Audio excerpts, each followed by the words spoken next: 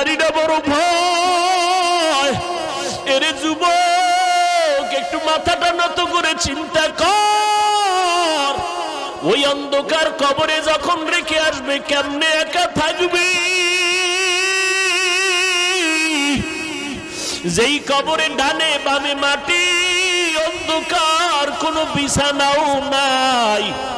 ওরে নবীর কথা মিথ্যা মনে করিস না রে যুবক, আল্লাহর কোরআনটাকে মিথ্যা মনে করিও না রে বাবা। লক্ষ লক্ষ নবীরা মিথ্যা কথা বলেন নাই, লক্ষ লক্ষ সাহাবায়ে কেরাম মিথ্যা বলতে পারেন না, কোটি কোটি ওলামায়ে কেরামরা মিথ্যা মনে বলতে পারেন না। ও যুবকেরা, আমাদের তো কোনো আমলই নাই।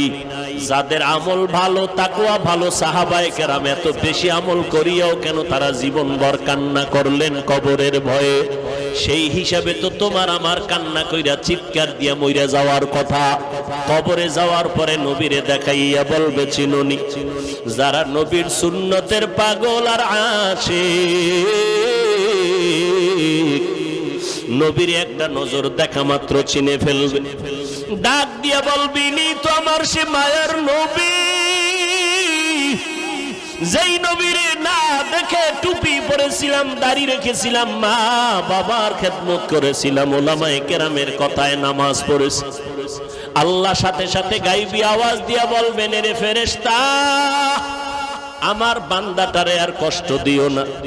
দুনিয়াতে আমার বান্দা আমার মোহাব্বতের কারণে খাইতে পারে নাই, ঘুমাইতে পারে নাই। যখন সবাই ঘুমায় গেছে, পশু পাখি ঘুমায় গেছে, নদীর মাছও ঘুমায় গেছে, আমার এই আশেক বান্দা তখন ওযু বানাইয়া যায় নামাজটা বিছাইয়া আমার আল্লাহর জিকির করেছে। ওই গভীর রজনীতে আমি আল্লাহকে আল্লাহ বলে ডেকেছে। আমি আল্লাহ পাকের মোহাব্বতে বান্দা ঘুমায় নাই। এখন আর দেরি না করে কবরে বেহেশতের বিছানাটা দাও।